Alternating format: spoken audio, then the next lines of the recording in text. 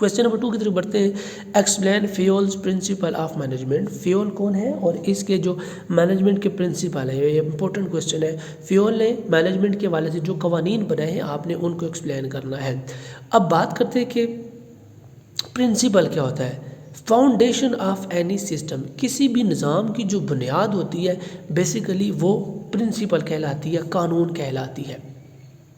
अब फ्यूल ने जो मैनेजमेंट करने के लिए जो प्रिंसिपल दिए हैं 8 या 10 जितने भी हैं हम उनको देखते हैं। सबसे पहला फ्यूल कहता है कि डिवीजन ऑफ वर्क। जब भी आप मैनेजर के रोल पर हैं तो आपने काम को तकसीम कर देना है, मुख्तलिफ बंदों को मुख्तलिफ रोल दे देने हैं।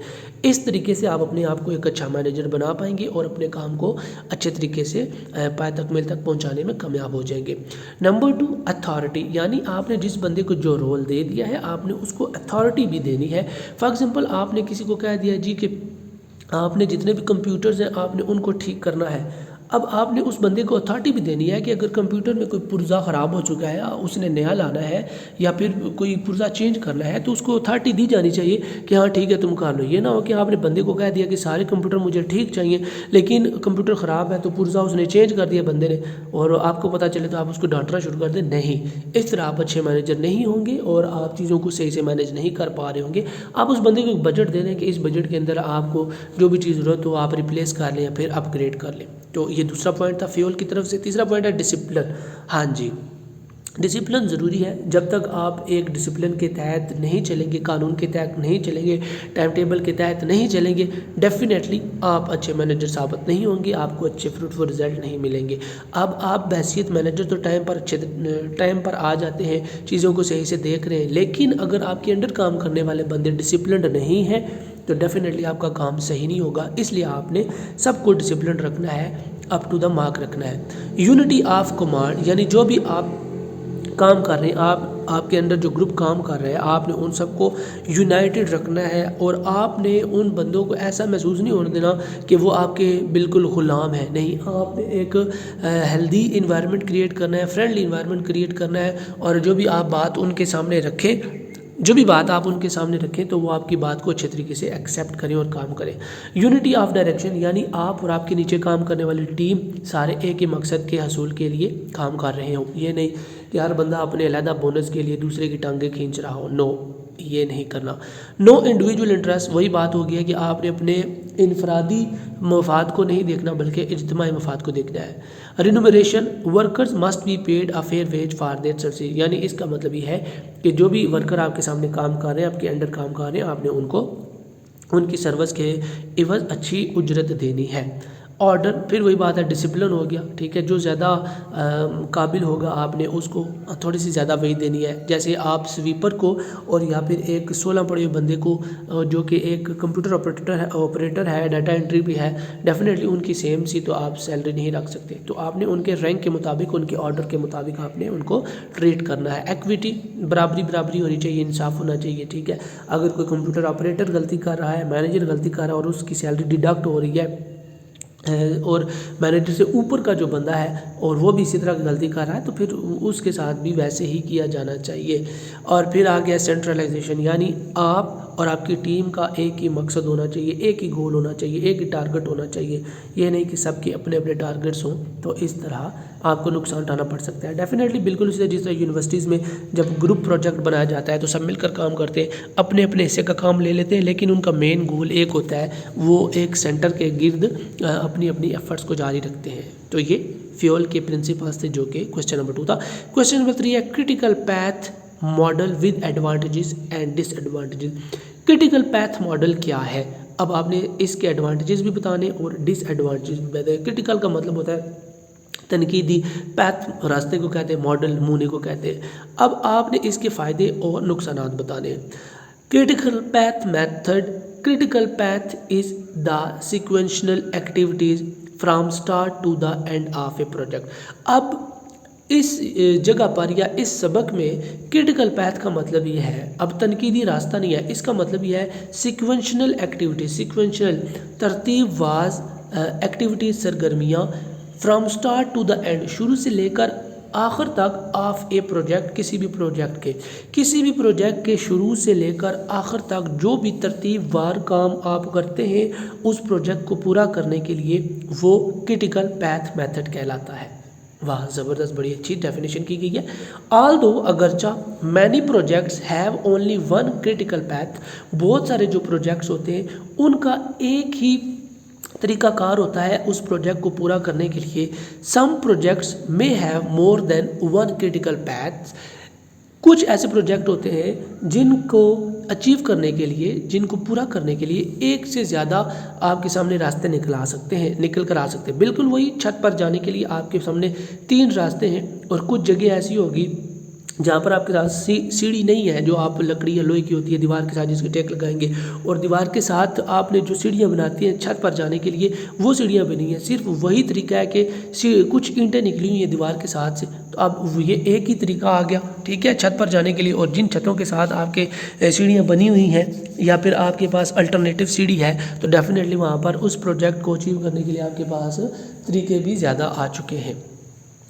اچھا، most of the times if such delay is اکر، اچھا پروجیکٹ کو پورا کرنے کے لیے آپ نے کیا کرنا ہے کہ آپ نے ڈیلے نہیں کرنا۔ جب آپ ڈیلے کریں گے، ٹھیک ہے، شروع سے لے کر آخر تک جو بھی آپ نے پوائنٹس لکھ لیے ہیں ان پر عمل کرنے میں جب آپ ڈیلے کریں گے تو ڈیفینیٹلی آپ کے جو گولز ہیں وہ اچیو نہیں ہوں گے۔ ری سیکوینسنگ از ڈن، اگر آپ نے پروجیکٹ کو تیز کرنا ہے، ٹھیک ہے جی، جلدی کام کو ختم کرنا ہے تو ڈیفینیٹلی جو آپ نے چیزیں پہلے ترتیب بنائی ہوئی ہیں، سیکوینس بنایا ہوا چیزوں کا، آپ نے ان میں سے کچھ سیکوینس کو ختم کرنا ہے۔ فار ایگزامپل آپ نے پہلے کہا گیا تھا کہ 10 دنوں میں ایک روڈ بنانی ہے، ٹھیک ہے جی، تو اچھا آپ نے اس کے لیے 10 بندے لگائے ہوئے، اچانک سے آپ کو کہا جاتا ہے کہ آپ نے یہ روڈ 8 دنوں میں مکمل کرنی ہے، تو آپ ڈیفینیٹلی 10 کی بجائے اب 15 یا 20 بندے لگا لیں گے اور 8 دنوں میں آپ نے وہ کام کر لینا ہے۔ تو ری سیکوینس کرنے میں آپ نے دیر نہیں کرنی، جب آپ نے پروجیکٹ کو اچیو کرنا ہے تو صورتحال کو دیکھتے ہوئے آپ نے اپنے ان پوائنٹس کو، اس پلاننگ کو بھی تبدیل کرنا ہے۔ اب this method was first introduced in 1950s، یہ جو امپورٹنٹ پوائنٹس ہیں ان کو ہائی لائٹ کیا گیا۔ یہ جو میتھڈ ہے یہ 1950 میں متعارف کرایا گیا تھا۔ The initial critical path method was use for managing plant maintenance projects, شروع میں یہ جو طریقہ کار ہے، یہ جو میتھڈ ہے انیشیل کریٹیکل میتھڈ، اس کو پودوں کی مینٹیننس کے لیے اور پودوں کو درخت بنانے کے لیے بیسیکلی یہ سیکوینس ترتیب دیا گیا تھا، یہ سارے سٹیپس ترتیب دیے گئے تھے، پھر بعد میں اس کو سائنس میں، ایجوکیشن میں اور دوسری فیلڈ میں بھی اس کو اڈاپٹ کر لیا گیا ہے۔ These are the activities that have a direct impact on the completion of date of the project۔ یہ وہ ساری ایکٹیویٹیز ہوتی ہیں پیتھ میتھڈ میں، وہ سارے سٹیپس ہوتے ہیں، وہ ساری پلاننگ ہوتی ہے جن پر آپ عمل کر کے مقررہ تاریخ تک یا اس سے پہلے اپنے پروجیکٹ کو اچیو کر سکتے ہیں۔ تو یہ باقی ڈیٹیل آپ کائنڈلی خود گو تھرو کر لیجیے گا، بڑے اچھے اور ایزی پوائنٹس ہیں، انشاءاللہ آپ کو سمجھ آ جائیں گے۔ اچھا، اب اس میں سٹیپس کون کون سے ہوتے ہیں، ٹھیک ہے جی، کرٹیکل پیتھ میتھڈ کے سٹیپس کون کون سے ہوتے ہیں؟ ابھی ہم نے بات کی تھی نا کہ کسی بھی پروجیکٹ کو اچیو کرنے کے لیے شروع سے آخر تک جو آپ مراحل لکھتے ہیں ان مراحل کو بیسیکلی کرٹیکل پیتھ میتھڈ کہا جاتا ہے۔ اب ان مراحل میں کون کون سے مراحل ہیں وہ دیکھیے۔ سب سے پہلا ہوتا ہے ایکٹیویٹی اسپیسیفیکیشن۔ آپ نے کسی بھی پروجیکٹ کو اچیو کرنا ہے تو آپ نے کون سی ایکٹیویٹی کرنی ہے، اسپیسیفیکیشن آپ نے اس کی کر لینی ہے، یعنی چھت پر جانے کے لیے آپ نے کون سا طریقہ اڈاپٹ کرنا ہے، سب سے پہلے آپ نے وہ طریقہ نکال لینا ہے۔ پھر اس کے بعد ایکٹیویٹی سیکوینسنگ، یعنی اس ایکٹیویٹی کو پورا کرنے کے لیے آپ کس ترتیب سے چھت پر جائیں گے۔ کیا آپ ایک سیڑھی، فرض کریں آپ نے ان سیڑھیوں سے جانا ہے جو کہ آپ نے چھت پر جانے کے لیے بنائی ہوئی ہے کنکریٹ کی، تو کیا آپ ایک ایک سیڑھی چڑھیں گے یا 2 سیڑھیاں چھلانگ لگا کر چڑھیں گے، پھر 3، پھر 1 یا پھر 1؟ تو آپ نے سیکوینس بنا لینا ہے، ترتیب بنا لینی ہے کہ کس ترتیب سے آپ نے اپنے کام کو پائے تک مل تک پہنچانا ہے۔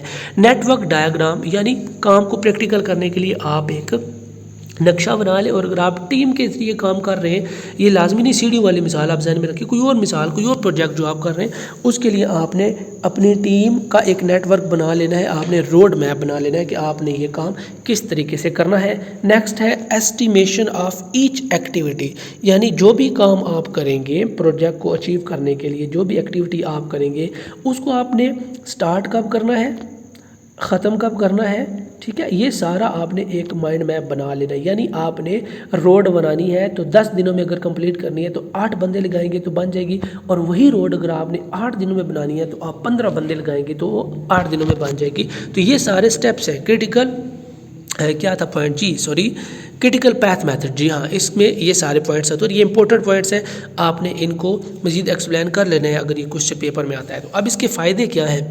Offers of visual representation of the project activities.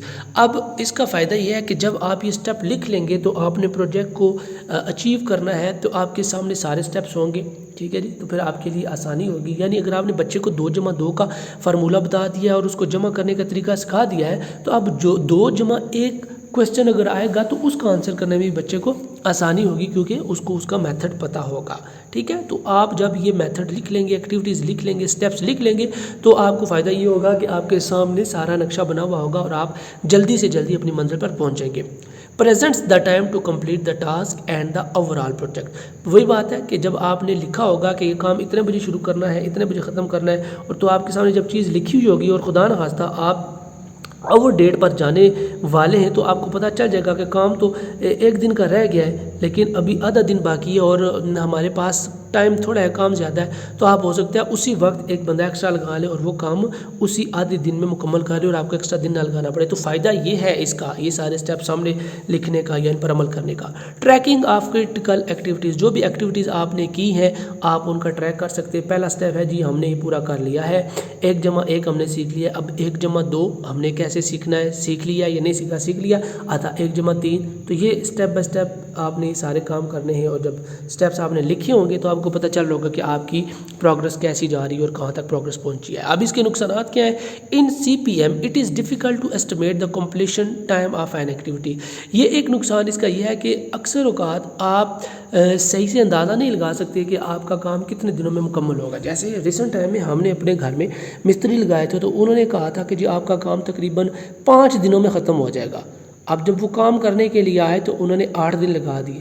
تو یہ CPM سٹیپس انہوں نے طے کر لی تھی، جگہ دیکھ لی تھی، میٹیریل انہوں نے منگوا لیا تھا سارا کچھ، لیکن اس کے باوجود ان کا جو CPM تھا، وہ جو سٹیپس تھے اور ان کا جو اسٹیمیشن تھا وہ غلط ثابت ہو گیا تھا۔ تو اسی طرح اس کا یہ ایک ڈس ایڈوانٹیج بھی ہے، اگر بندہ صحیح نہیں ہے سٹیپس بنانے والا اور اس کی پیشن گوئی یا پھر اس کا تجربہ نہیں ہے اتنا زیادہ، تو پھر نقصان یہ ہو سکتا ہے کہ ٹائم سے زیادہ ٹائم لگ سکتا ہے۔